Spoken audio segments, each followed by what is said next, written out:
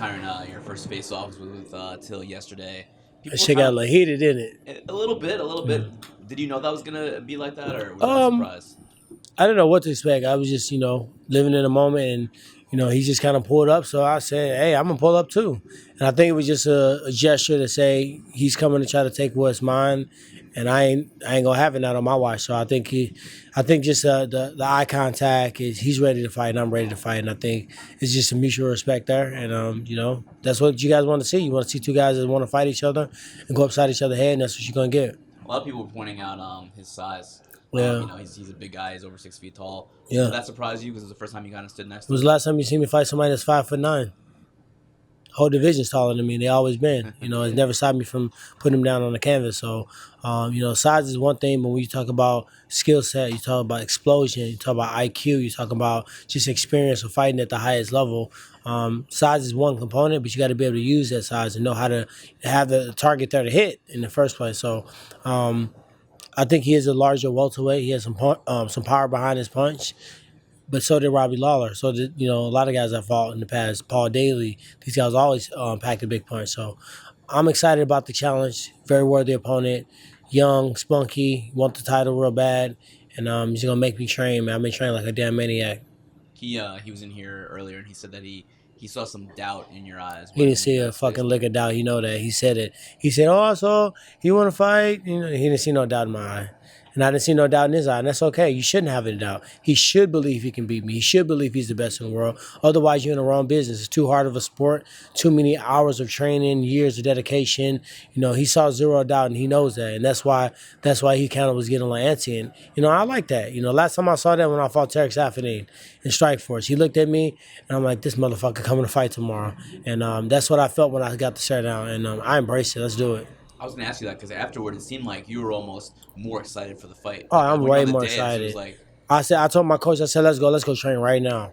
I asked the UFC, hey, I want to bring my coach. I want to train in the back. Find me some mats. I watch these fights on the TV. Sometimes it just takes that young fighter that reminds you so much of yourself. When I was that hungry guy calling out everybody to just relight that flame. Our sport has a way of just being teeter-totter, and our fans are up and down, and sometimes the emotion can get taken out. Sometimes the politics is too much, the demands of pressure, and just the what it takes to be a champion is much more than winning a 5-round fight. But when you got this young fighter that want to take what you built your whole career, September 8th, you guys want to be there. does he remind you of yourself a little bit in He some reminds me sense? a lot of myself, and because he really believes it. Some guys talk; they say what they think they want you want to hear. Right. He believes it. He believes he can beat me. He believes he's the best welterweight, and that's the fighter I want to fight. The guys that I've done the best against are the guys I respected the most, and the guys that brought the most, style wise, was the most problematic. You think about Robbie Lawler, crazy brawler, fighter of the year 2 years in a row, one of the craziest fights we've ever seen against Roy McDonald, a guy that beat me. You think about guys like Carlos Condit. At that time, his coach said, nobody wants to strike with Carlos Condit. And I don't know which one of you guys was doing the interview, but they asked me, was virtually impossible to knock out Carlos Condit, so what are you going to do? I said, don't you ever disrespect me like that. And what happened? He got outstruck by a wrestler. So, I take the same thing to him. I'm going to go upside his head. I'm going to knock him out. I'm going to put him down. And he's going to feel what we all felt when we got that first loss on our record, and he'll bounce back. I do think he'll be a force to be reckoned with. Maybe not at welterweight, man. He's probably got 1 or 2, 3 more fights at the most at this weight. He's a big kid, so I'm not small either. I was 208 not too long ago. I had to get that Karate Man fat off the midsection, but before then I was packing a couple extra lbs as well. Colby Covington is the interim champion. Colby Covington is not the interim champion. Well, Tell me about your necklace there. Gotta go. It's pretty simple. It's self-explanatory. I mean, you're looking at the GOAT. So sometimes you got to just, Muhammad Ali said I was the greatest. I told myself that long before I was. So that's my goal, and that's my message to send across. And that's all I'm really focused on. And it's not really about anytime I bring up wanting to fight somebody. In my mind, I thought you had to fight the best to have the status of the GOAT or the legend or the the greatest of all time, or the super fights or the trilogies or the trash talking press conference. Really, all you got to do is consistently beat everybody they put in front of you. Now, yeah, I know my deck of cards. It's not, people aren't really, people haven't really received me asking to fight certain people. So now what I'm going to do is whoop everybody ass that they put in front of me. Darren Till's going to be next, and you guys and the fans will decide who's next, and then you guys will decide who's next, and I'll just keep doing that. And before it's said and done, you guys will see my resume, see who I fought, see who I beat, and it'll be undoubtable.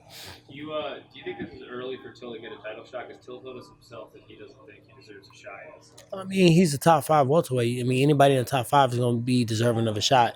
It'd only take one person to slip on a banana peel, fail a drug test, or, to get the call on last minute notice to get a title shot. Who does deserve one? Tell me one person that deserves one. Kind of deserves the title shot? You know what I mean? Did he deserve the shot against Aldo? Look at Michael Bisping. Michael Bisping came on 10 days' notice. Did he deserve a shot against Luke Rockhold? Nobody deserves a shot. He's a welterweight that's had some exciting fights. He's in position to fight. He was willing and able to take the fight, so therefore he is deserving of a shot. Do you think that Covington has that same belief in himself that you and Till have, or do you think he's... Till means it for real. Colby Covington is about a bunch of bubble gum and gum bumping. Till's, he didn't speak much. He didn't have to, but I saw this is gonna be a fight. This may be one of the best fights of the year. And Colby Covington can only talk so long. He got the fight. This was his fight, but he needed a Claritin. He got fucking allergies, so he can't fight me. He had the same condition against RDA. You talked yourself in a position to fight the king, and now you get the shot. You should be embarrassed. The fans should. He's not next. No, I'm not. That was for you guys. I'm willing to beat anybody. You guys wanted, the fans and everybody, Brazil and all the people that he disrespected and people that knew that his antics were complete freaking horrible scripted, elementary, antics. You guys wanted to see him get his ass whooped. And I was just going to do it because he was next up. I don't have nothing, I have no emotion towards him. Like, I don't even watch his post that he put up. I know 90% of his page is probably me, memes and, talks about me. But at the end of the day, my focus was never really on Kobe. Everybody's focus is on me because I'm the champion. So now that he's basically showing us that he's a bitch, that he never really wanted to fight in the first place, he's never won a millisecond of anything against me. My coach, I don't know where he at, somewhere, he'll tell you that hey, ease up, man. You only got 2 training partners. Don't beat him up so bad. But I let him do it because our sport needed it. It was quiet. John was gone. Connor was gone. Ron had said, peace out. What did we really have? So why am I going to shutter his dreams and take remove the cape on his whole show? Hey, if it builds up a fight with me, I'll make some money. You're the easiest matchup in the division. Why not let it go forth? Now it's a different opponent. One that style-wise presents way more threats to me. Bigger, stronger, more powerful, hungrier, and really actually means what he says. He don't say much, but what he says, he really means it. You know what I mean? And he's giving me credit because you have to. I've earned credit. And I'm going to give him his credit. But when they lock the octagon, it's war. And he knows it and I know it. A lot of the fights in featherweight, lightweight, and middleweight, the title fights have involved a champion or contender from another country with a whole country behind them. Yeah. This is really your first time fighting someone like that. Are you excited? I'm excited, man. I never had nobody across the side from me that, would even say one bad word towards me in a press conference. Think about Damian Maia. If you say something bad about Damian Maia, you need to go check yourself. Like, how can you even get yourself to say a bad word about Wonder Boy? He's the most happiest, giddiest person you can think about. So much respect for Carlos Condit, probably my favorite fighter. Robbie Lawler, a friend of mine, teammate of mine. You know what I mean? The list goes on. Now I got a guy from a different country. He's very vocal about what I have. I'm excited, and I've always rose to the occasion. Every time the cards were stacked against me, I've always rose to the occasion. His country cannot get in an octagon. When they lock it, it's me, him, and the ref. The country can't get in there. The UFC can't get in there. O2 Arena can't get in there. The fans can get in there, and ain't one fucking boo gonna stop me from punching him in the face. So when it comes down to it, it's a fight. And I've been doing this longer. I've been doing this at a higher level, longer. I had more adversity that I had to overcome. Like, I read something, he got stabbed up. I said, that's my guy. I like him because he know what it feel like to see near death. I've been in those situations before. So fighting ain't that scary to him. Like, that might not sound like nothing to you guys, but when I'm analyzing a fighter, if he's been stabbed up and thought he was going to die, you think an MMA fight is going to scare him? No, he going to be ready to roll. And guess what? I'm going to be ready to roll too. What'd you think of Colby Covington's visit to the White House last week? I mean, I try to just focus on, while I'm thinking about Colby Covington's visit to the White House, I got a kid, Darren Till, that's trying to take my belt. Which one you think I should focus on? That terrible ass hat he had on, or this middleweight that's going to kill himself trying to come down and take my belt? You know? Did you see Scott Perry yesterday? Huh? Oh yeah. I talked Perry. Perry crazy. I like Perry. Yeah, just now starting to like Perry, but I've said it for a long time. Perry pulled up to me in Orlando, Florida. I was doing a seminar. I didn't know him at the time. I heard his name, and he came up to me and said, "I'm coming to take your belt." Right to my face. And I said, all right, cool. He said, all right, I'm going to take your seminar too. So then he took my seminar. Yeah, but he took it for real. He didn't just come in there. Now he was really learning. I was doing demonstrations and stuff, but he's always had my respect since then, you know. And we all know you got to screw loose. So he's like, you know what? You know, I'm going to train with Till right now. I'm about to go. So I said, hey, you want to spar? Yeah. He said, all right, we lit it. Let's go. So he said, I sparred him. He said, come over here. I told him what he needed to do to beat you, but I'm gonna tell you the same thing. So he is a riot, man. He's one of my favorite guys on the UFC roster. Do you think you'll face him one day? I would love to face somebody like that, man. I respect him so much. You know, at any day you can have a bad night. You know what I mean? Any night you can come to work and it's not your night. You know, if it's against somebody like a Perry or a Till or a Usman or somebody worthy, somebody that really still respects the sport, you can only take your hat off to those guys. It's my job to do everything within my power to make sure I've had nights off. I had the Roy McDonald fight where I just had a bad dream and I was telling my arms to punch and they wouldn't do it. You know, I've had those nights where it was a close fight against Jake Shields and, you know, I thought I won. A lot of people thought I won, didn't get the nod. And this night I got knocked the fuck out. We all have those bad nights, but I put it into a regimented training system, strategy. With my coaches, we cover every stone. We don't take it. Like I told you what I thought about the knife. That's actually something I'm taking into the game plan. If I crack him, most of the time if I hit somebody real hard, even if I hit their glove, I can see immediately what's going to happen. If I punch him and I crack him, it might hurt him, but he's going to come back forward. I'm going to have to really take this kid out. So, you know, I always get up for training camps, especially when it's somebody like that. Did you see anything in Darren Till at the press conference with stare down? No, he ready to fight. And guess what? He should be ready to fight because he got a warrior in front of him. He got somebody that been through it all.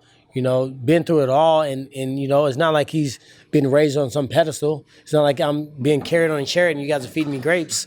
You know, I'm out here, I'm doing my deal by myself. I'm grinding by myself. I'm promoting myself a lot of these times. And I still got to go out there and beat these guys. I still got to strategize. And I still got to find a way to stay focused with all the distractions, with all the pressure. You know what I mean? This kid got a whole country with him. You don't think I know they trying to build this up where he can fight in the O2 Arena? He just did 18,000 seats in Liverpool. I ain't a fool. But guess what? Not on my watch. Not today. I've been the king of intercepted. You don't think I knew that Robbie Lawler maybe would have been fighting George St. Pierre or Conor somebody in Madison Square Garden? Not this lifetime. A lot of times when you hear these guys say young lion versus the old lion, does that ever bother you that some I really don't. he's the old lion? Because those old lions got wisdom. And tell me who's faster than me in the division. Tell me who hit. Darren Till don't even hit harder than me. He hits hard. Tell me who hits harder. Tell me who's a better wrestler. Tell me who's a better grappler outside of Damian Maia, who couldn't even buy a takedown if I paid him buy one, get one free.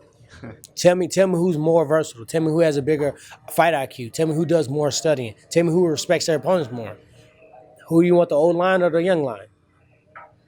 You know what I mean? He's tenacious, great striking, great timing. A lot of composure and patience. You know, he didn't rush Wonder Boy. If he would have rushed, Ali over there getting his FaceTime, man. We all know Ali, you about to cash out. We know you you got a big fight coming up in October. I know, I'm just giving you crap. But yeah, sometimes the old line is, the guy slowed down. The time has passed him. I trained in the beginning for the end. I trained in the beginning to outstrike the striker, to out-grapple the grappler, to negate the specialist. I trained that in the beginning of my career. I was blessed to have good people around me. They said, Tyron, you're All-American wrestler. If you can train 85% striking, get your defense, go to wild card boxing and get beat to hell since 2008, Now you become a part. We left her today. I'm one of the family members. I graduated to train downstairs now. You know what I mean? They let the camera crew in. And then how many guys tried to film in Wildcard before? How many times have you been able to film upstairs? We filmed upstairs. You ain't got the way you gonna try to get. But the thing about it is, I trained that. And I would be lying if I don't want to credit George St. Pierre. He was training with the best grapplers, the best boxers, the best MMA coaches to put it together, the best caliber of wrestlers he had in Canada. And he did that time and time. The best nutrition, the best, everything you can think of. And it's not surprising on why he is one of the greatest of all time. So I did the same type of thing. But then I started adding my own grit to it. And I started putting my own ingredients into my stew. So for the old lion to go out there and fight the young lion, it might not be what he want. A lot of people want to, I want to fight, and he should want to. But when you get in there, it's different. When I can sit on the stool and I can come out and be a different fighter in the second round or the third round or the fourth round, you thought I was going to do this and I end up doing this, he's not going to surprise me. He's going to take me down. Many have tried. Many have been denied. What is he going to do? Submit me? You going to hit me with a submission I never seen before? Training at one of the best jiu-jitsu gyms in the world. He's going to come with a hard 1-2, hard head kick, hard lead left elbow, hard knees, try to catch me with an uppercut, try to gas me out, try to stay on the outside. That's what he's going to do. Anybody think he's going to do anything different? All right, let's go then.